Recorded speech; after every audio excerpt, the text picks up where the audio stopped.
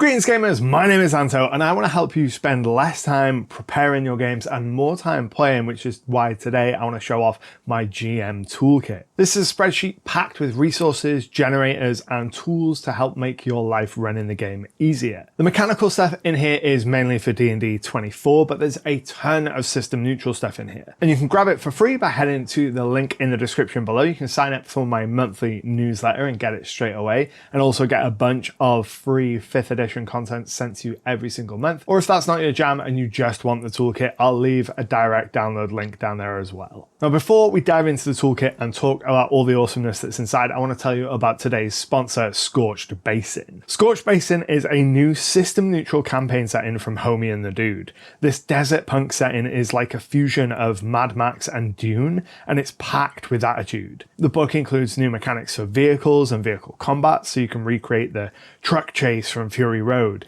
It has new magic and alchemy systems that allow you to harvest ingredients from the environment, and there are 5 fully developed factions in the book to help you realize the setting, as well as a ton of NPC voiceovers to help immerse you in the setting or to use as sound bites. More than 100 different creators worked on this project to provide voiceover, including me. Faster, faster, faster! Can you hear her? She calls to us. Behold me, speed mother! I voiced a bunch of the general raider lines in the book, and it was so much fun to just go full unhinged warboy on the project. The book also contains dozens of NPC stat blocks and more than 100 plot hooks to use in your game. If exploring a post-apocalyptic desert setting that is packed with awesome vehicles and imaginative factions is your jam, check it out at the link below, and thanks again to Homie and the Dude for supporting the channel. So, opening up the GM Toolkit, you're going to see this index page, which has links to all of the generators and tools included within, including descriptions and the purposes of each of the tools. So let's take a quick look at each of the tabs included in the generator so you can get a sense of what this is and how you can use it in your game. Starting off with the calendar. The calendar is an example of the calendar from my world of Ishtar, and it's formatted for at the table referencing. It includes emojis for the moon phases, like you can see here, a column which tracks festivals and holidays, and the date is written out in the same way that I would read it to the players, because I found that when I was splitting off month and day of the week into 2 separate columns, I was confusing myself having to scroll up and down to find where I was in the year. There's also a section for notes, which is where I keep my scratch notes during play and tracking whatever the players do on any given day. And then there's also a column which tells me what day of the year it is. This is really useful for tracking how much time has passed between 2 different events. Next up, we have the point of interest generator, and if you're running a sandbox game or a game with an open map, this is going to be one of your most used tools. This tool gives me a place name, which is made by combining 2 elements, and then tells me what kind of location it is. It tells you who the dominant citizens around the point of interest are, and what featured monster type I should use if I want to have a monster related quest in that location. Finally, it says what the nearby resource is, so it gives you an idea of what sort of natural resources might be in the area if you're planning out a hex-based campaign, for example. So I might generate the Argent Forest, a desecrated chapel with orcs as the dominant citizen,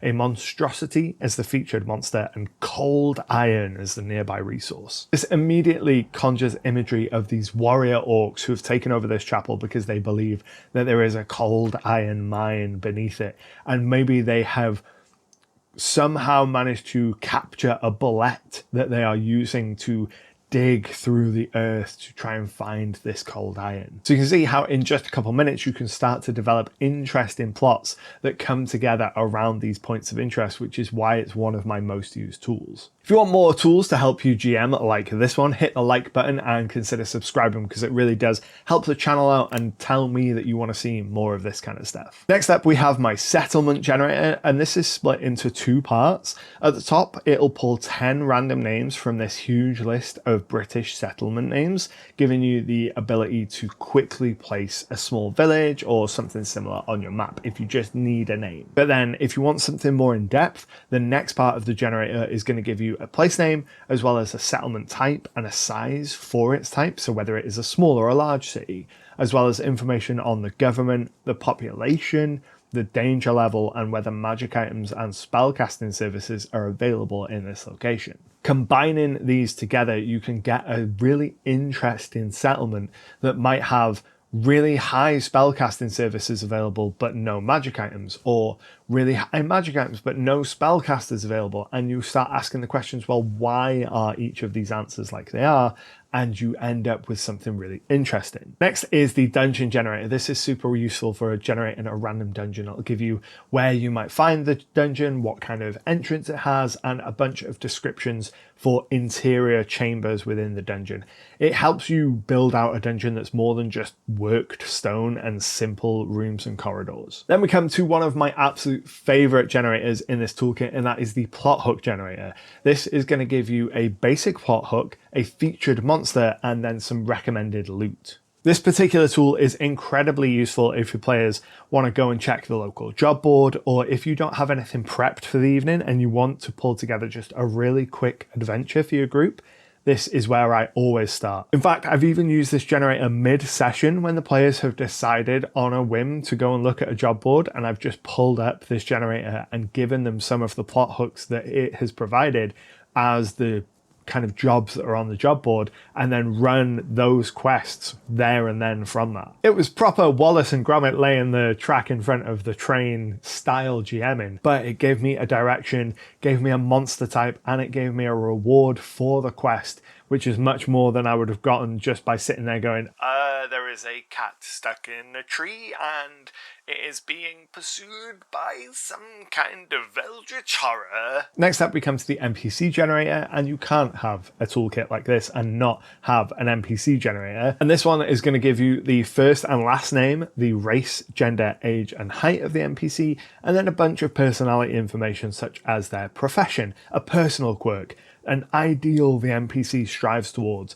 and always and never statements. And these last two are really useful for building out dynamic NPCs that feel much more alive than they otherwise would at a moment's notice. So for example, I rolled up a half-orc named Howl, who is a marshal and always tries diplomacy first but never trusts the church. And that combination of a lawman who's avoiding violence but explicitly isn't religious, or isn't the kind of good religious man trope, I thought was really interesting, and is an NPC that I would like to dive into and explore through play. The next couple tools in the GM toolkit are all about understanding the underlying maths of the game. The first are the bounded accuracy tables, and they're going to show you the percentage chance of succeeding against a given target number when you have certain bonuses to your roll. This is shown as a standard, but also with advantage and disadvantage to show how that impacts the kind of percentage chance of success. Then the page for DC by level is broken down into combat,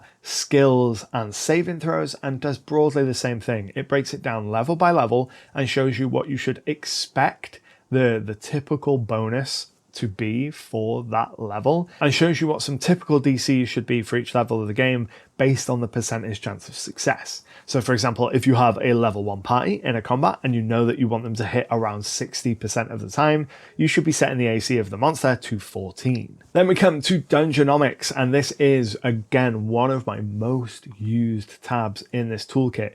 It is a complete rework of the economy system for 5th edition because prices in this game make absolutely no sense. So I stripped everything out and worked on a new pricing system, which I talked about in this video, from the ground up, from the lens of giving the players enough gold to spend on magic items, but not so much that they end up with hundreds of thousands of gold in late stage play to afford the magic items that the book recommends. So this gives you a new table of gold earned at each level, as well as a table of adventure rewards per player, depending on whether they are low, medium, or high value reward. And this is referenced throughout the rest of the toolkit. So you can use this in combination with the plot generator, for example, which lists rewards in context. So the plot generator might list a reward that's a ruby encrusted goblet, and it might say that that is a high value reward. But if you consult the adventure rewards table and look at the high column for your party's level, let's say they're level 5. So that's going to be worth 64 gold per player. So if you had 5 players, that goblet would then be worth 320 gold, or a quarter of the gold that the players would earn during that entire level. This section also includes a table of magic item prices, which is broken down by item type, whether they're major or minor items, and whether or not they require attunement. And there's also a table that tells you at what level you should be awarding magic items to the party so that they have a good progression of magic items across their adventuring career. Again, I made a whole video on the process of making the Dungeonomics stuff, which you can check out right here. That brings us to the quick monster builder. Now, I've made a video talking about the methodology for this, which you can watch up here, but this is a way for you to make homebrew monsters for D&D 24 on the fly whilst keeping the numbers in line with the official rules from the monster manual. I took all 500 plus monsters from the monster manual and reduced them down, averaged out their stats, and produced this table. It's going to show you things like their armor class, their to hit bonus, their saving throws, how much damage they should do per round, whether or not they have resistances or magical resistances, and whether or not they have legendary actions. And if you find yourself in a situation where you just need a monster there and then and you need a stat block, pulling from this will give you something that sits in line with the published monsters. So you just grab the numbers from this table and you're pretty much good to go. Or if you want to build out more complex monsters, you can use this as your starting point because the books don't actually tell you how to build monsters mechanically. Now, the final two tools in this toolkit are all about planning for campaigns and for individual adventures. The first of these is the Saga planning template. This is something that I've talked about a lot through the years. I've got an old video about it up here, but I like to break my planning for long-term narrative kind of linear campaigns into sagas, or think about it like a season of TV. Each season has an overarching plot thread which you will explore through episode to episode, but in each individual episode you might do Monster of the Week style thing. But by looking at it in a saga form, where you go, right, I know that the overarching plot for this particular saga is going to be a Cult of the Dragon invasion. So at the end of this saga, we're going to be dealing with some kind of draconic cult and maybe a dragon. Well, throughout the season or the saga, you can sprinkle in little hints and references to that in your other adventures, and you can always be aware of opportunities to be able to sprinkle in those quest seeds. And I found this to be incredibly valuable for creating the kind of campaign that you get to the end of it and the player's like, oh my God, I can't believe that everything was always connected the entire time. And it just requires much less work than sitting out and plotting it like a novel, and still allowing you and the players to react and change things dynamically through play, which is exactly how it should be. And then finally, there is the adventure planning template. This is formatted for printing, so you can print this out and use it at the table. You can use it to prep your session, so plan what NPCs or loot or where the players are going to go. And then there is a separate sheet that you can hand to the players during the session, and they fill out to say where they've been, what they've done, who they've met, and that gives you a jump start on your notes and keeping track of your campaign, because when you go to reference things, you have this sheet, you can see what the players latched onto, you can see what they remember at the end of the session, and use that to build off your notes. I use this toolkit every single time I play. I use it when I prep my games and I use it when I run my games, and I really do think that it has helped cut down my prep time and helps me make more engaging content for my players in play, because I have this suite of tools to generate interesting ideas on the fly for them. And I really do believe it's going to do the same for you. It's going to help you play more and prep less. So if that sounds good to you, head to the link in the description below, check it out. But until next time, happy gaming.